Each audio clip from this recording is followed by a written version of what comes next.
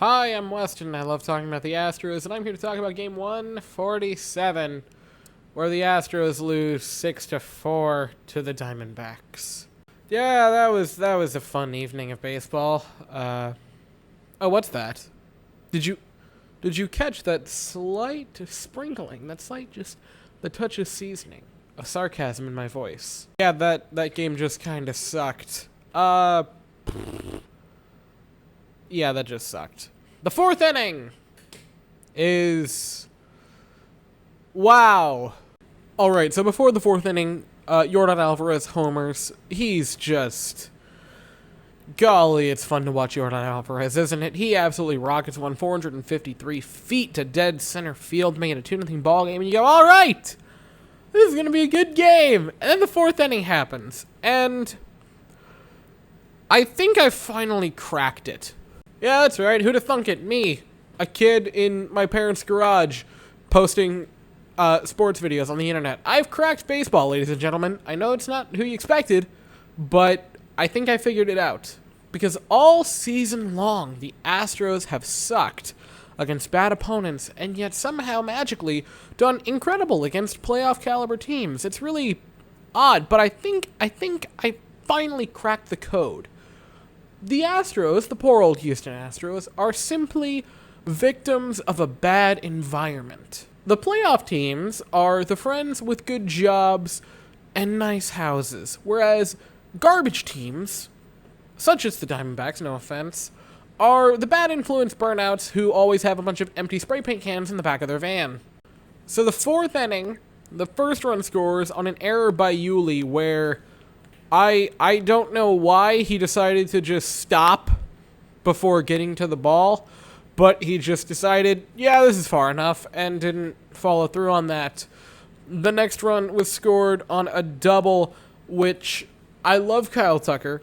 That was real bad. He very, very poorly played it off the wall.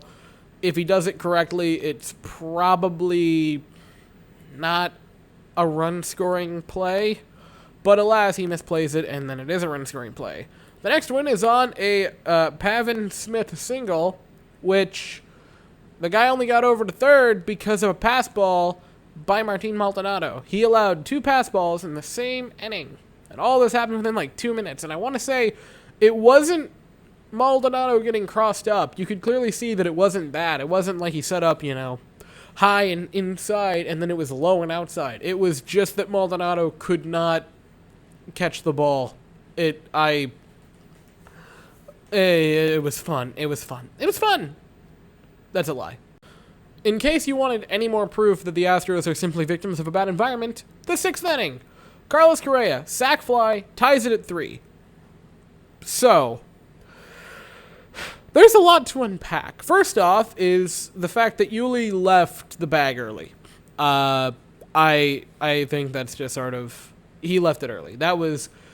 He got giddy, and he left the bag a little bit early. I think he was, and probably should have been, out, if we're being honest with each other. However, maybe it's pure genius, and maybe it's just dumb luck, but Kyle Tucker breaks for home, seemingly out of nowhere, and gets easily caught stealing.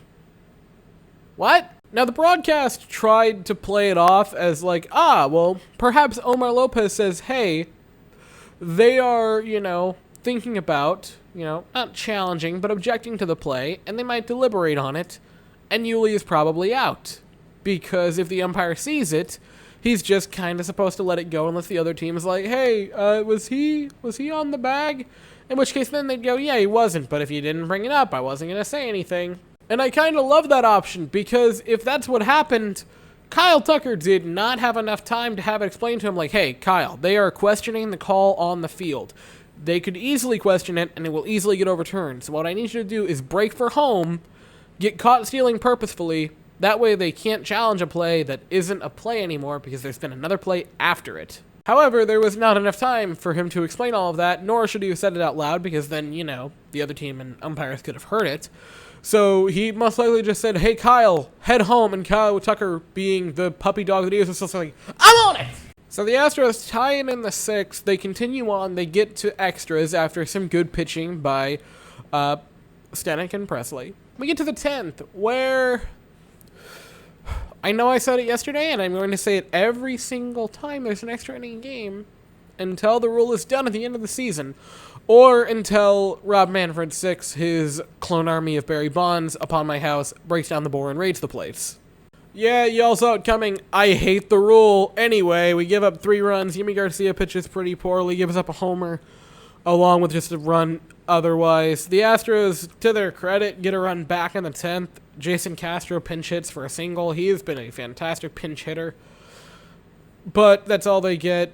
There was also, earlier in the game, some terrible base running by Chas McCormick, where he just kind of left the base. Which, I mean, is sort of the goal, but just not when the ball's not hit the ground yet is usually a no-no. But c'est la vie, he went and then got caught on a double play.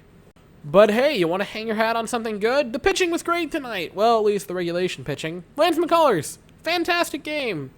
6 innings of work, 2 earned runs. That's what we're going off of, is the earned runs, because errors, and realistically I would have been okay basically saying 1 of the runs was earned because of shenanigans. Anyway, 2 earned runs, only 2 walks, struck out 8. He looked fantastic.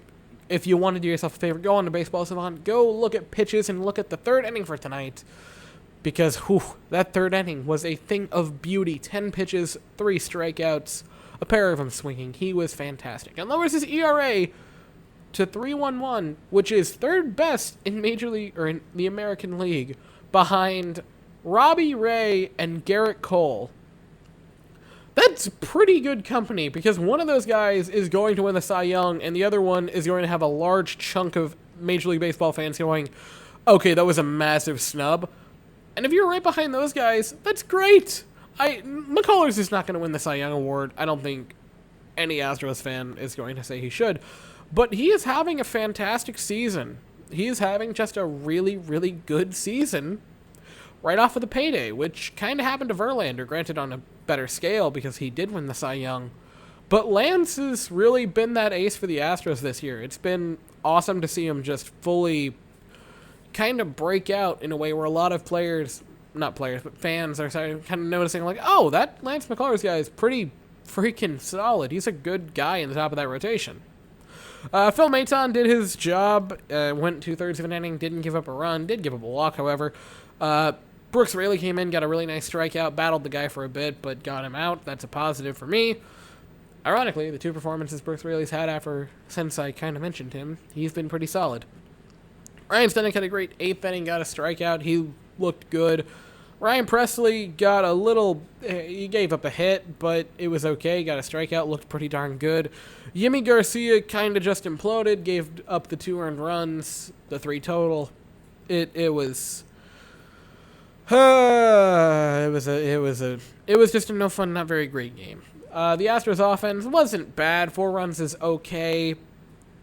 2 for 8 with runners in scoring position is a little subpar. Altuve did, however, become the new all-time hits leader in Minute Maid Park, which is pretty cool. Other than that, Jordan had the home run. Yuli had a pair of hits. Tucker continues to be Kyle Tucker with a pair of hits. But the offense was pretty lackluster other than that. Anyway, that was really it for tonight. On the bright side, the Mariners lost, so our magic number, I believe, is at 8 to clinch the division. So realistically, probably in the next week or so, I'm going to be talking about that, and we're going to be celebrating a fourth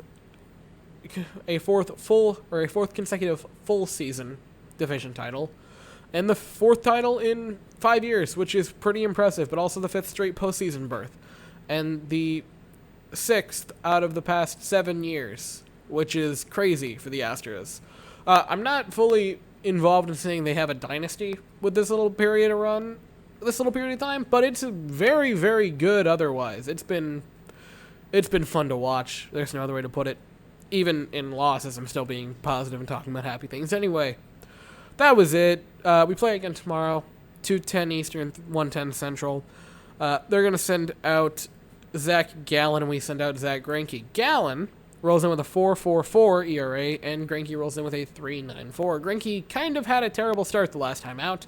Hopefully he's better tomorrow after the COVID start. Hopefully he'll be a bit better. Anyway, I'll be here afterwards to talk about it, and I'll also do the Jets game tomorrow, which is going to be stressful because they're playing the Patriots. Anyway, that is all I have to say for the evening. Thank you all so very much for watching. I hope you all have an absolutely fantastic day, and as always, go Stros.